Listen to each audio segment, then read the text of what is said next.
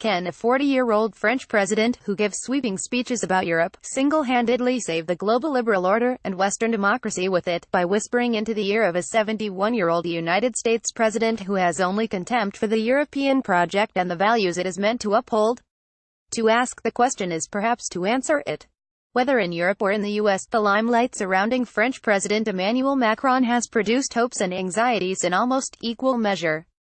Liberals love him as a poster boy for radical centrism in an age of democratic retrenchment and rampaging populism, while extremes on both left and right detect the threat he represents to their worldviews, and attack him for it. Like Donald Trump, Macron is well aware that he emerged from an era of polarization. But the power these two men wield is, to say the least, very different. Macron's first presidential trip to the U.S. comes, unsurprisingly, cloaked in the narrative of French exceptionalism, that somehow France has a unique importance in the world, dispensed by the Élysées spin doctors.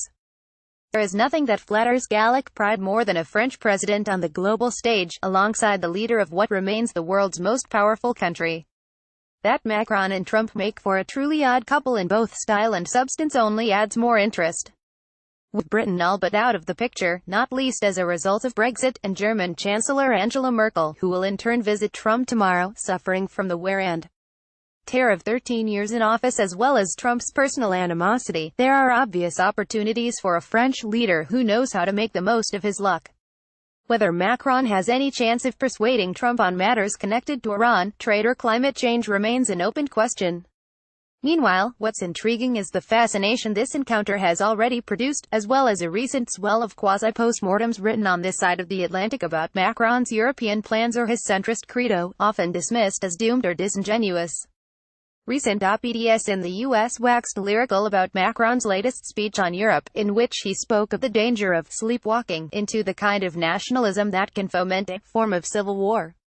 Liberal America's trauma over Trump has apparently fostered a quest for saviors, even French ones.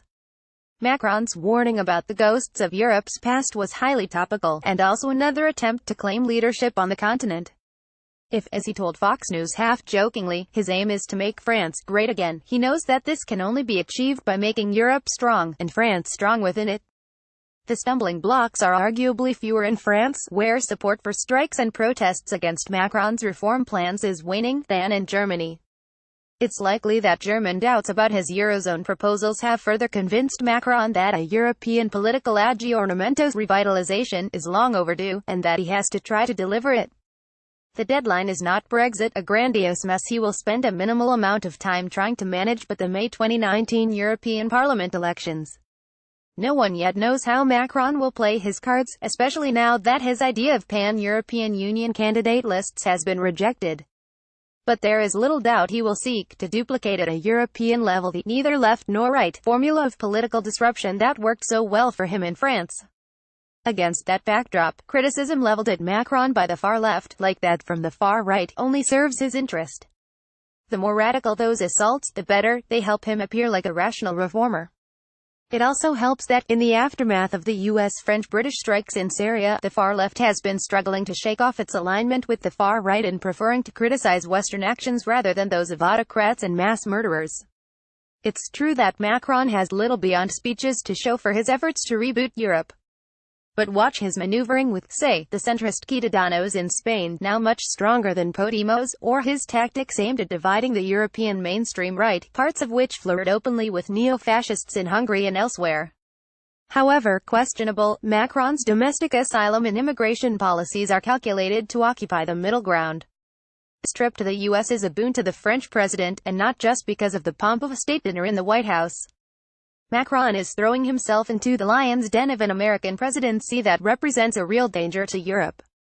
Trump is at the same time a strategic threat, upending the Iran nuclear deal, an economic threat, think trade wars, and an ideological threat. Remember how the Front National's Marion Maréchal Le Pen appeared at a recent gathering of U.S. conservatives.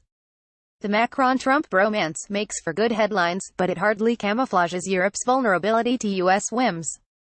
The continent's weakness is made worse by exposure to regional forces it can't control, and can only hope to address by harnessing U.S. might.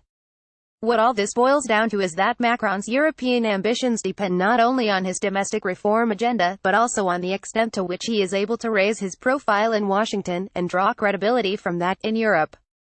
Macron is well aware that his presidency was made possible by the 1958 Gaullist constitution, which allows the circumventing of established parties and the rise of an outsider. He enjoys describing himself and Trump as mavericks. He also knows that the French yearn for a leader with authority, and that Europeans want protection.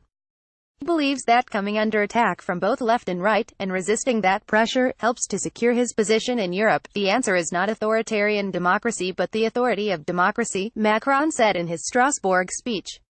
Whether Trump fully understands any of this is an entirely different matter, of course. In private, Macron surely smiles about that. He believes he is playing a weak European hand shrewdly, and he's confident he has only just started. It is perhaps a historical paradox for a Frenchman, but Macron's road to Europe goes through Washington. Guardian News.